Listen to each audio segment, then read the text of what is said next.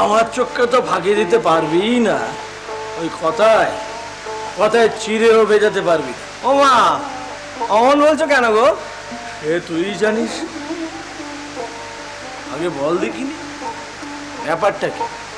ভোর ভোর স্নান সেরে এসে এই রাধাস্তব জুড়েছিস কেন রে? তেনার ভাব পাবো বলে গো। শ্রী রাধার জীবাত্মাই তো শ্রীকৃষ্ণের পরমাত্মায় গিয়ে মিশেছে গো। আরে আরে ও কথাই, ওর মধ্যে কি আর অন্য কোনো ভাব নেই? হ্যাঁ, এই ভোর ভোর উঠে ওই একই ভাবনা। এ তুই এ তুই কোথায় চলেছিস ভাই? হ্যাঁ, তোর এই ঈশ্বর অনুসঙ্গ, এ কি তুই অষ্টপ্রহর বয়ে বেড়াস? এ কি কথা বলছো গো হলদারি দাদা? হ্যাঁ, এই জন্যেই অদ্বৈতবাদীরা দ্বৈতবোধকে কাটে। আরে ভগবান কি এমন অনুভব যে তাকে ইচ্ছে মতো তুমি টেনে আনলে আর ইচ্ছে মতো তাকে ঠেলে দিলে? হ্যাঁ, আমি কি তাই বলেছি? ভারিদা করে শুনিয়ে দিলি। আমি বলেছি যে সারাদিনে তোর অন্য কোনো কথা বা ভাবনা নেই। বেশ বেশ বেশ, আমি ঘাট মানছি, আমায় তুই ক্ষমা করিস। আমি কি বুঝি বল? আমি তো একটা সাধারণ মানুষ, ওই পুজো আচ্ছা কাজকর্ম করি। আমার আমার ওই বিদ্যে, ওই শাস্ত্র, এত সব ওই কি ওই যে তুই বলিস পুঁথিগত বিদ্যে, আমার তো তাই। না গো, না না না না, তুমি তুমি কত বড় পণ্ডিত, কতজন তোমায় মানে বলো। আসলে কি জানো, তোমরা আমাকে ঠিক বোঝো না। আমি তো সব সময় একটা ভাব বই নিয়ে বেড়াই। কোনো রকম ভাব আমার মধ্যে এলে আমি যে তার থেকে ছাড়ান পাই নে গো। জানি রে, জানি জানি, সেইখানেই তো আমাদের অবাক হওয়ার পালা। সেই জন্যেই তো ভোর রাত থাকতেই গঙ্গা স্নান করে রাধা স্তব করছিলাম গো। কেন জানো? আচ্ছা, কেন জানলে আমি তোকে প্রশ্ন করতুম। আমি তোতাকে গুরু মেনেছি। আমি এবার অদ্বৈত সাধনা করব। এ কথা তুই না বললেও চলতো। তোর কাছে একটা সাধন পথের ডাক এসেছে, আর তুই সেই পথে সাড়া দিবি না, যাবি না, এ কি হয়? তাই এবার বল দেখিনি, ওই অদ্বৈত সাধনা আর রাধাস্ত এর মানে কি? তাই এবার বল দেখিনি, ওই অদ্বৈত সাধনা আর রাধাস্ত এর মানে কি? ঠিক জায়গায় এনে ফেলেছে তো কথাটা। আসলে কি জানো, আমার এই শরীরে রাধা প্রাপ্ত হওয়ার পরই আমি কৃষ্ণ প্রেমে মজলুম। তারপর ভগবানকে দেখলুম। এও তো একাঙ্গী হওয়া গো, এও তো একাঙ্গী হওয়া। দ্বৈত সাধনের যত রকম সাধনা আছে তার মধ্যে ওই রাধা ভাবে কৃষ্ণ প্রেমে মধুর ভাবে সাধনাই হলো দ্বৈত সাধনার শেষ ধাপ, অদ্বৈত সাধনার আগে। তো ধাপে ধাপে এগোতে হবে তো, নাকি বলো? হ্যাঁ, বল বল, তুই বল। এই মধুর ভাবকে আঁকড়ে ধরে থাকলেই ওই তুমি অদ্বৈত ভাবের ছোঁয়াটুকু পাবে। সেই জন্যেই তো রাধা স্তব করছিলুম গো, সেই জন্যই তো তাকে সন্তুষ্ট করছিলুম। আমি বুঝেছি। তা কবে থেকে শুরু করবি? আজই। আজ? যেটাই মা জানেন?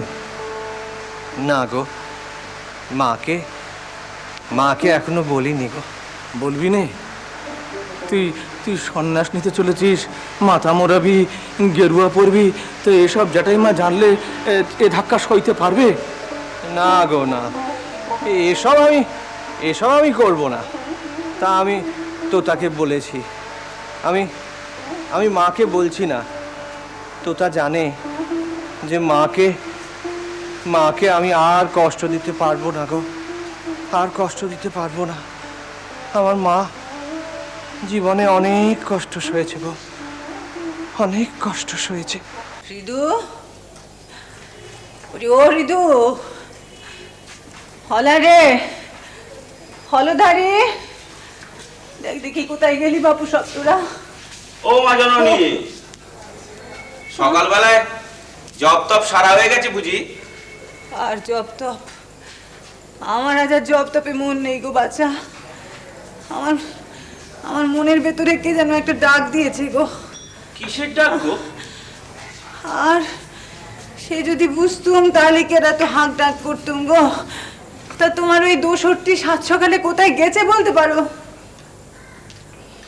হ্যাঁ, কি গো? ওই কাজে টাজে গেছে কোনো আর কি। কাজে টাজে গেছে? তার আবার কাজ কি গো? ওই সাধন ভোজন করা ছাড়া? তা সেই সাত সকালে কি সে পঞ্চবটিতে গিয়ে সে দিয়েছে নাকি? যাবি যা বাপু, এই মা বেটিকে বলে তো যাবি। আমি আবার ওই পোস্তার দিকটা তন্ন তন্ন করে খুঁজে এলুম গো, আর পারি নে। ও মা জননী, হ্যাঁ বাবা। তা কেন খুঁজছো গো ভগবানকে? তা তো জানি না। কেন কেন খুঁজছি বলো দেখি? কি হলো? ও না না, ও আমার মনের ভুল হবে গো, কিছু নয়। ও বাছা, ওই ওদিকটা একবার, হ্যাঁ ওই পীরের দরগার দিকটা একবার দেখি কে যাই, দাঁড়াও। ওদিকতে যদি থাকে ওদিকটা একবার দেখে আসি, দাঁড়াও। এমন অস্থির অস্থির করছেন কেন? মা তো নাড়ি টাটাচ্ছে গো, নাড়ি টাটাচ্ছে। ওর ছেলে তো সন্ন্যাস নিচ্ছেন। তবে আর বলছি কি? গর্ভধারীটিকে জানাননি? না। এদিকে শুনলাম মাথা মুড়বেন না, গেরুয়া নেবেন না। হ্যাঁ, শব্দ এই মায়ের জন্যই গো। তুমি এসব বোঝো না অপর সাধু। এই যে সন্ন্যাস গ্রহণ একদিকে, অন্যদিকে গর্ভধারিণীকে জানাচ্ছেন না। অন্য কেউ হলে আমরা ভাবতাম ভণ্ড প্রবঞ্চক। ঠিক বলেছেন গো, ঠিক বলেছেন। তবে আমি বুঝি বলতে ওই সাদা মাটা বুঝি আর কি। মানে আমার পুঁজিতে তো ওই শাস্ত্র বা ধর্ম ব্যাখ্যার কোনো ভারী ভারী কথা নেই। তবু তবু তুমি বলো, আমি শুনি। আমার বোঝা কি আপনারা মানবেন বাবু? আমি লেখাপড়া জানি না, মূর্খ মানুষ। তুই তোর পূর্বপুরুষগণের আত্মা তৃপ্তির জন্য যথা নিয়মে শ্রাদ্ধ কর্মাদি সম্পন্ন কর।